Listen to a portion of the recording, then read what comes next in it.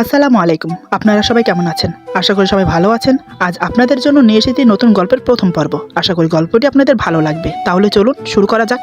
রাগ এমন একটা বাক্য যার উচ্চারণ খুবই ছোট, কিন্তু তার গভীরতা অনেক বেশি। এই রাগ শব্দটা সবার মাঝেই বিরাজমান। পৃথিবীতে এমন কোনো মানুষ নেই যার মাঝে রাগ শব্দটা বিরাজ করছে না।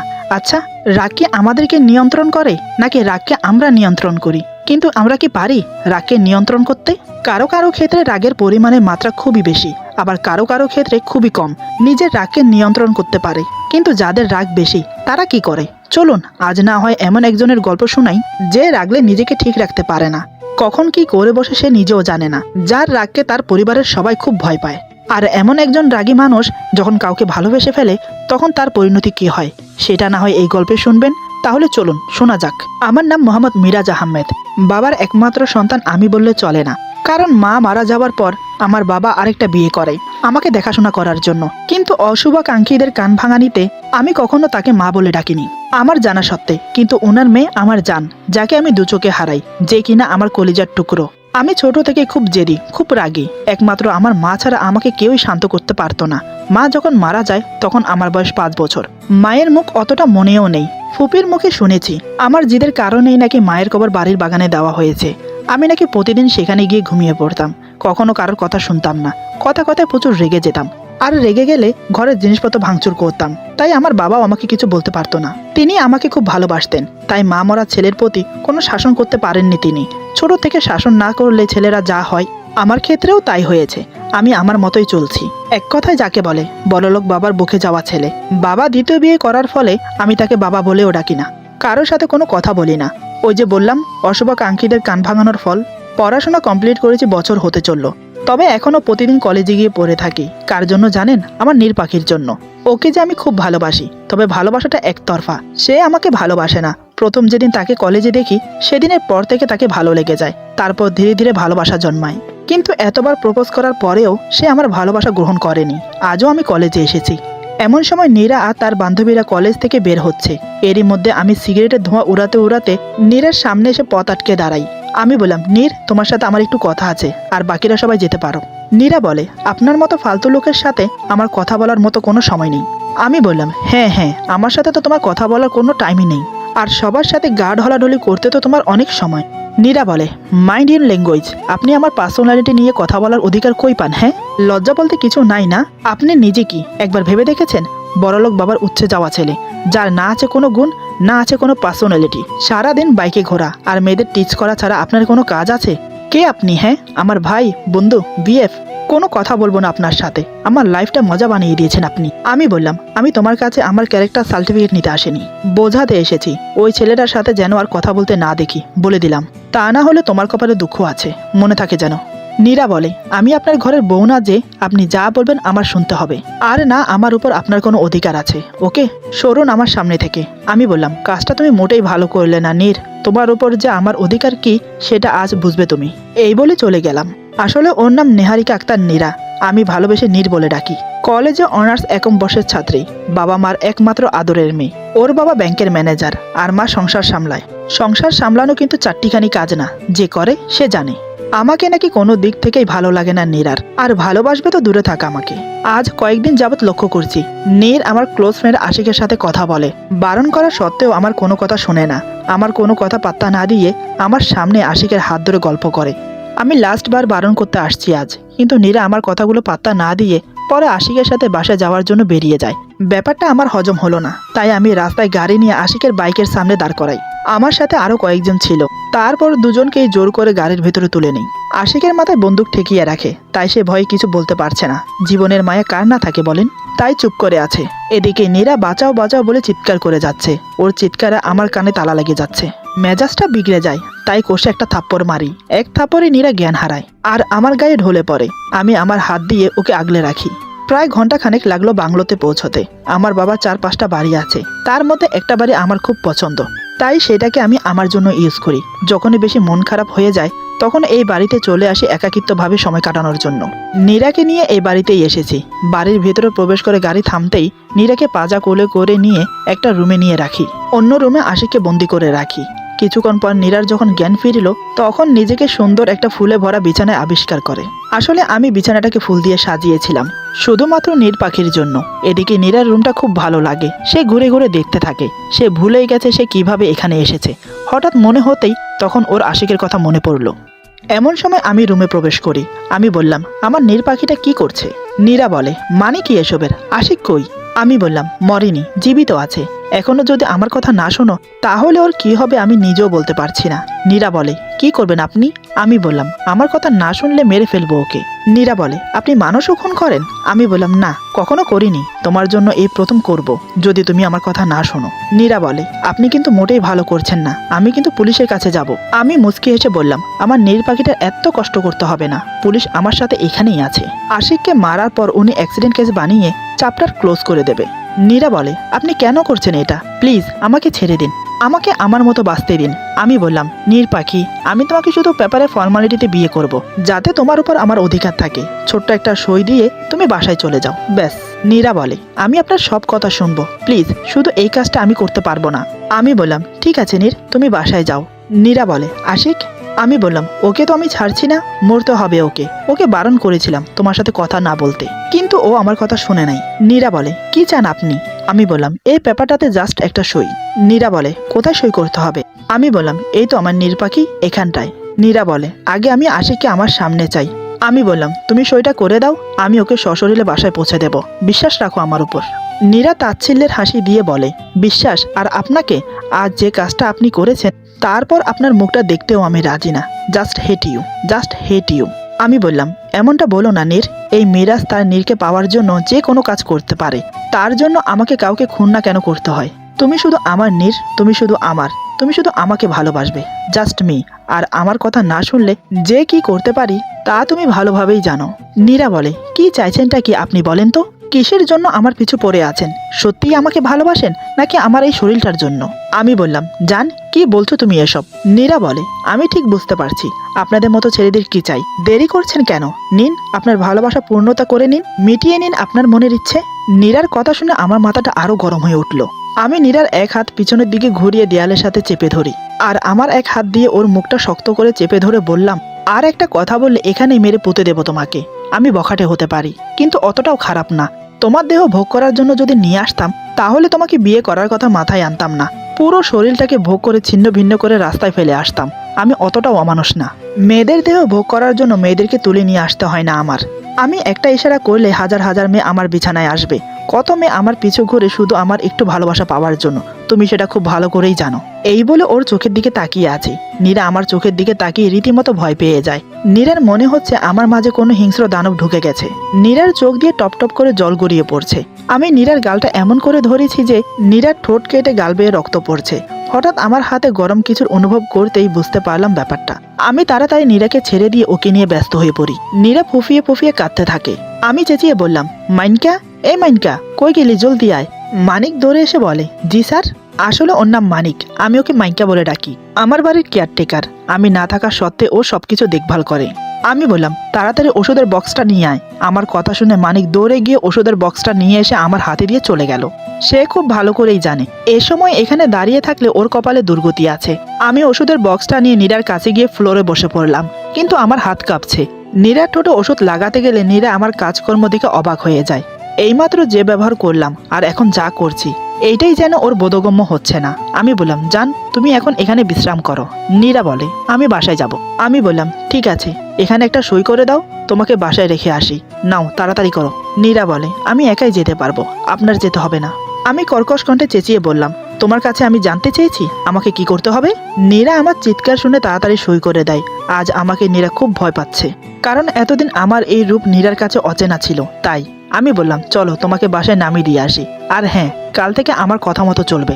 কিছু করার চেষ্টা করলে আমার থেকে খারাপ আর কেউ হবে না। আর একটা কথা, এইসব টাইট ফিটিং জামা কাপড় একদম পরবে না, ঠিক মতো খাবে, বাসা থেকে কোনো কাজ ছাড়া বের হবে না, কোনো ছেলের সাথে কথা বলবে না, আমার রাগ উঠবে এমন কোনো কাজ করবে না। আমার রাগের সামনে যে আসবে সে কিন্তু শেষ হয়ে যাবে। কি মনে থাকবে? নীরা নিচের দিকে তাকিয়ে মাথা নেড়ে হ্যাঁ বলল। মেয়েটা অনেক ভয় পেয়েছে আজ, আমি সেটা বেশ বুঝতে পারছি। আমি বললাম, নীর পাখি, একদম ভয় পেও না, আমি তো তোমার জন্যই এসব করেছি। তুমি যদি সকালে আমাকে অধিকারের কথা না বলতে তো আজ এত কিছু হতো না, আর একদিক দিয়ে ভালোই হয়েছে। তোমার উপর আমার অধিকারটা পার্মানেন্টলি হয়ে গেল খুব জলদি। তোমাকে আমার কাছে নিয়ে আসবো জান। এই বলে আমি নীরাকে হালকা করে জড়িয়ে ধরি, কিন্তু নীরা কিছুই বলে না, কারণ ও ভালোভাবেই বুঝতে পেরেছে মিরাজ নামের প্যারা ওর জীবন থেকে সহজে যাবে না। আমার এই অদ্ভুত ভালোবাসা ওর জীবনকে উল্টিয়ে দেবে। তারপর আমি নীরাকে তার বাসার সামনে নামিয়ে দিয়ে চলে আসি। এদিকে নীরা বাসা আসতে ওর মার হাজার প্রশ্নের ঝড় ওঠে, কিন্তু নীরা কোনো উত্তর দেয় না। কি বলবে সে? তাই হাজার প্রশ্নের মধ্য দিয়ে ও রুমে ঢুকে দরজা বন্ধ করে দেয়। তারপর বিছানার ওপর টান হয়ে শুয়ে পড়ে। নীরা বিছানায় শুয়ে বিড়বিড় করে বলে, কি স্বপ্ন নিয়ে আমি কলেজে গেলাম, আর আমার সাথে এসব কি হচ্ছে?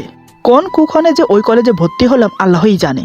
সেই প্রথম দিন থেকে বদমাশ আমার পিছনে পড়ে আছে। ওর জন্য কলেজে কোথাও শান্তিতে বসতেও পারি না। একটা ছেলে এতটা খারাপ কি করে হতে পারে? আমার জীবনটা নষ্ট করে দিল।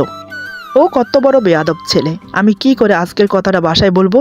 ও যদি আমার মা বাবার কোনো ক্ষতি করার চেষ্টা করে, ওর মতো জানোয়ারের কোনো বিশ্বাস নেই। আমাকে কিছু একটা করতে হবে, যাতে ও আমাকে নিজে থেকেই ছেড়ে দেয়। এইসব ভাবতে ভাবতে কখন সে ঘুমিয়ে গেছে নিজেও টের পাইনি। সকালে ঘুম থেকে উঠে যখন নাস্তা করছে, তখনও মায়ের নানান প্রশ্নের মুখোমুখি হতে হয় নীরাকে। তারও কারণ আছে, কারণ নীরার গালে 5 আঙ্গুলের দাগ, তার সাথে ঠোঁটের নিচে ব্যান্ডেজ। এসব দেখে মা বাবার চিন্তা হবারই কথা। নীরা এক কথায় উত্তর দিয়ে দিল, কাল বন্ধুদের সাথে নদীর পাড়ে ঘুরতে গিয়েছিলাম, সেখানে পা পিছলে পড়ে গিয়ে এমনটা হয়েছে। কিন্তু নীরার পরনের পোশাক দেখে খানিকটা অবাক হয়, তারপরও কিছু বলে না। নীরা নাস্তা করে কলেজে চলে আসে। এদিকে কলেজের সবাই নীরাকে দেখে রীতিমতো তামাশা শুরু করে দেয়, কারণ নীরা আজ পদ্মার মতো ঢিলা সালোয়ার কামিজ পরে কলেজে এসেছে। যে মেয়েটার স্টাইল দেখে যে কোনো ছেলে হুমড়ি খেয়ে পড়ে, আজ সে মেয়ে সবার কাছে হাসির পাত্রী হয়ে গেল। কলেজের বাইরে বেঞ্চ পাতা ছিল, সেখানে বসে নীরা কাঁদতে থাকে। এমন সময় আমি এসে নীরার সামনে দাঁড়ালাম।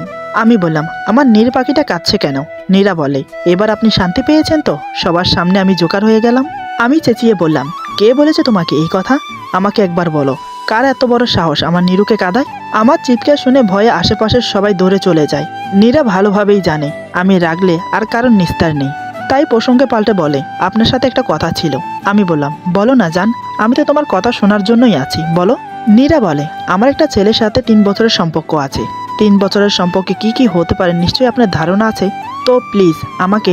কথাটা শেষ করতে পারে না, তার আগে আমি নীরের গালে সজোরে থাপ্পড় মেরে দিই। নীরা টাল সামালতে না পেরে মাটিতে পড়ে যায়। আমি নীরের 2 বাহু শক্ত করে ধরে টেনে তুলি। নীরা আমাকে দেখে চমকে ওঠে, কারণ আমাকে কাল যেমন থেকে ভয় পেয়েছিল, আজ ঠিক তেমনই দেখছে। আমি বললাম, তোর একজন কেন, 100 জনের সাথে রিলেশন থাকলেও আমি তোকে ছাড়বো না, কিন্তু তোকে সবাইকে ছাড়তে হবে।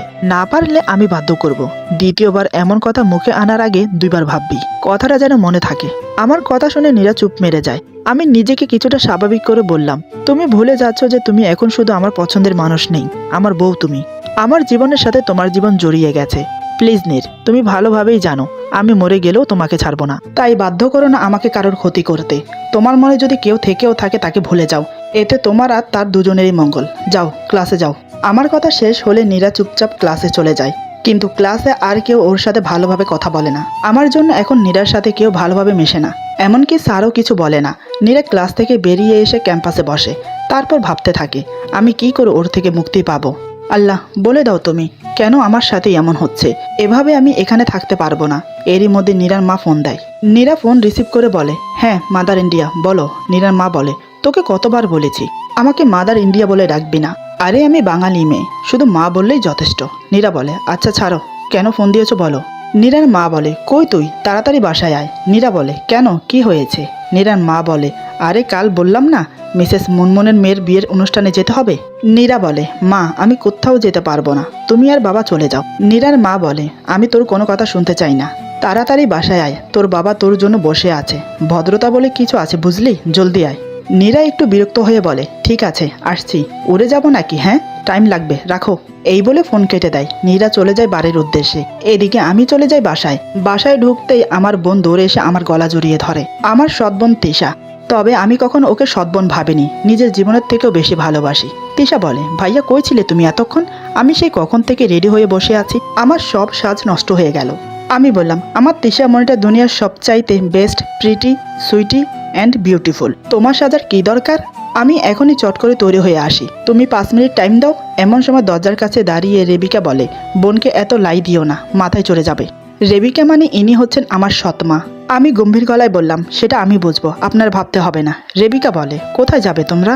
আমি বললাম, সেটা আপনার না জানলেও চলবে, নিজের গণ্ডির মধ্যে থাকেন, মা হবার চেষ্টা করবেন না। রেবিকার এসব কিছুর অভ্যাস হয়ে গেছে। আমার অনেক কঠিন ভাষাও উনি সহ করে নিয়েছেন, কিন্তু কোনোদিন কিছু বলেনি। তার একটাই আশা, আমি একদিন তাকে ঠিকই মা বলে মেনে নেব। এদিকে নীরার মার অভিসন্ধি ছিল অন্য কিছু। নীরাকে ওর মা শুধু বিয়ে বাড়িতে ভদ্রতা বজায় রাখতে নিয়ে যায়নি, ওনার বান্ধবী মিসেস মুনমুনের ছেলে পিয়াসের সাথে দেখা করানোর জন্য নিয়ে যায়। নীরার মার পিয়াসকে অনেক পছন্দ, কিন্তু নীরাকে বলে রাজি হবে না যেতে। তাই নীরার মা এই প্ল্যানটা করে নীরাকে নিয়ে যায়। এদিকে নীরা বিয়েতে যাবে বলে শাড়ি পরছে। আয়নার সামনে নিজেকে দেখে নীরা বলে, ধুর ধুর, সবাই মিলে আমার কলিজাটা টানটানি করতে শুরু করেছে। আল্লাহ বাঁচাও আমাকে, এই শাড়ি পরে আমি কেমনে যাব। আসলে শাড়ি পরতে নীরার মা নীরাকে বলেছে। নীরা পরতে চায়নি, কিন্তু মায়ের জেদের কাছে হার মানতে হলো। নীরার মা বলে, কিরে তোর হলো, জলদি আয়, গাড়ি দাঁড়িয়ে আছে। নীরা বলে, আসছি। হে আল্লাহ, আর যাই হোক ওই গুন্ডার সাথে যেন দেখা না হয়। এই বলে গাড়িতে এসে বসে। কিছুক্ষণ পর বিয়ে বাড়িতে পৌঁছে গেল। বিয়ে বাড়িতে এসে নীরার ভালোই লাগছে, কারণ সবাই নীরার দিকে হাঁ করে তাকিয়ে আছে। আর থাকবে না কেন, আজ নীরা হলুদ শাড়ি পরেছে, সাথে ম্যাচিং কানের দুল, গলার মালা, ঠোঁটে লাল লিপস্টিক, কপালে টিপ, হাত ভর্তি হলুদ কাচের চুড়ি। একদম হলুদ পরীর মতো লাগছে নীরাকে। নীরা সবাইকে আর চোখে দেখে আর মনে মনে ভাবে, বাহ নীরা, তোকে তো মনে হচ্ছে অনেক সুন্দর লাগছে। সবাই তো হাঁ করে তাকিয়ে আছে, তার জন্যই তো ওই গুন্ডাটা তোর পিছে পড়ে আছে। বসে বসে নীরা এসবই ভাবছে, কিন্তু সে বুঝতেই পারল না এত মানুষের মধ্যে একজোড়া চোখ ওর দিকে ভয়ানক দৃষ্টিতে তাকিয়ে আছে। সে আর কেউ নয়, সে হলাম আমি। আমি মনে মনে বলছি, ওর সাহস কি করে হয়, এত সে যে কোথাও আসা। কত ছেলে ওর দিকে তাকিয়ে বাজে চিন্তা ভাবনা করছে। পাকা গজিয়েছে তোমার, দাঁড়াও, পাকা কেটে দেওয়ার ব্যবস্থা করছি। এর মধ্যে একটি ছেলে নীরাকে ডাকে। ছেলেটি বলে, এক্সকিউজ মি, হলুদ পরি? নীরা বলে, জি আমাকে বলছেন? ছেলেটি বলে, জি হ্যাঁ আপনাকেই বলছি। আপনি ছাড়া এই পুরো বিয়ে বাড়িতে হলুদ পরি কে আছে বলেন? নীরা বলে, আপনি একটু বেশিই বলছেন। ছেলেটি বলে, আমার কিন্তু বেশ অহংকার আর হিংসা হচ্ছে জানেন। নীরা বলে, হিংসা কেন, আর অহংকারই বা কেন? ছেলেটি বলে, 2 দিন পর যার সাথে আমার বিয়ে, তাকে যে সবাই এইভাবে দেখছে তাই আমার হিংসা হচ্ছে। আর তুমি যে এতই সুন্দরী তাই আমার অহংকার হচ্ছে। নীরা কিছুটা অবাক হয়ে বলে, মানে কি বলছেন আপনি? ছেলেটি বলে, আসো আমরা ওইখানটায় বসে কথা বলি। নীরা বলেন, না, যা বলার এখানে বলেন, না হলে না বলেন। ছেলেটি বলে, আচ্ছা আচ্ছা কুল, এখানেই বলছি। হাই, আমি পিয়াস, যার বিয়েতে এসেছেন, আমি তার ভাই। এই বলে পিয়াস হাত এগিয়ে দেয়। নীরা হাত মিলাতে যাবে, তখনই দেখে আমার রাগী চোখ ওর দিকে এগিয়ে আসছে। নীরা আমাকে দেখেই উল্টো দিকে দেয় দৌড়। পিয়াস হাঁ হয়ে থাকে নীরা যাওয়ার দিকে। নীরা বিড়বিড় করে বলে, আল্লাহ এটা কি হলো, যেটা চাই না তুমি সেটাই 2 হাত ভরে দাও। আমি এখন কই যাই, আর বেশি কিছু ভাবার সময় পাইনি নীরা। তার আগেই আমি সামনে থেকে এসে নীরার হাত ধরে টানতে টানতে একটা ফাঁকা রুমে নিয়ে এসে রুম লক করে দিই।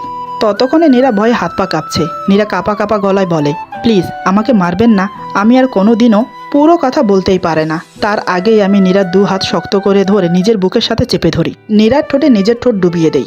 2 হাত ছেড়ে দিয়ে ওর কোমর ধরে নিজের সাথে মিশিয়ে নিলাম। 2 হাতে কোমর খুব শক্ত করে খামচে ধরলাম। তাতেই নীরা গুঙিয়ে ওঠে। আমি আমার মতো ওর ঠোঁট চষে যাচ্ছি, যতক্ষণ পর্যন্ত না ওর ঠোঁটের লিপস্টিক উঠে না যাচ্ছে। যেভাবে নীরাকে ধরে রেখেছি, নীরা নড়তেও পারছে না। নীরা অজানা এক অনুভূতিতে হারিয়ে গেছে। কিছুক্ষণ পরেই নীরা ছটপট করছে। একের পর এক আঘাত আর সহ করতে পারছে না। এরই মধ্যে আমি নীরাকে ছেড়ে দেই। আমি নীরাকে ছাড়ার পর নীরা চোখ বন্ধ করে চুপটি মেরে দাঁড়িয়ে কান্না করতে থাকে। আমি খেয়াল করলাম ওর 2 হাতে চুড়ি ভেঙে হাত কেটে গেছে, তার উপর ঠোঁটে রক্ত জমে গেছে। শুধু তাই নয়, কোমরে খামচে ধরার ফলে 2 দিক দিয়ে কোমর পুরো লাল হয়ে গেছে, 5 আঙ্গুলের দাগ বসে গেছে। তাতেও আমার একটু মায়া হলো না। আমি রাগিত কণ্ঠে বললাম, কান্না বন্ধ করো নীর। নীরা নীরবে চোখের পানি ফেলে যাচ্ছে। আমি বললাম, কি থামবা নাকি আবার কিস করব? নীরা কান্নার জড়িত গলায় বলে, আপনি আমার সাথে কেন এমন করছেন, কি করেছি আমি? আমি বললাম, তুমি ওই ছেলের সাথে কথা বলছিলে কেন? নীরা বলে, আমি তো কথা বলিনি, উনিই তো। আর বলতে পারলো না। আমি বললাম, উনি তো কি, যে তোমার সাথে কথা বলতে আসবে তুমি তার সাথেই কথা বলবে? কি ভেবেছিলে আমি জানতে পারবো না? নীরা বলে, আমি তো জাস্ট। আবার চুপ হয়ে যায় আমার চোখ দেখে। আমি বললাম, নীর পাখি, আমি তোমাকে বলেছিলাম না এমন কোনো কাজ করো না যাতে আমার রাগ উঠে যায়। এত সেজে এসেছো কেন? হ্যাঁ, সবাই কেমন করে তাকিয়ে আছে তুমি জানো? ঠোঁটে কখনো লিপস্টিক দিবা না, আমি নিজেকে কন্ট্রোল রাখতে পারি না। আমি চাই না আমি ছাড়া তোমাকে এভাবে কেউ দেখুক। এই বলে আমি হঠাৎ যা করলাম ওর সাথে, ও ভাবতে পারেনি এমন কিছু করব আমি আবার। একটা মানুষ কতটা ভয়ঙ্কর হতে পারে তা নীরার জানাই ছিল না। সে ভয়ে থরথর করে কাঁপছে আবার আমার এই অমানসিক রূপ দেখে। ও যেন সেখানেই জ্ঞান হারাবে। এরপর যা হলো। আজকের গল্প এখানে সমাপ্ত। গল্পের বাকি অংশ পেয়ে যাবেন আগামী পর্বে। আশা করি গল্পটা আপনাদের ভালো লাগবে। সবাই ভালো থাকবেন, সুস্থ থাকবেন। আল্লাহ হাফেজ।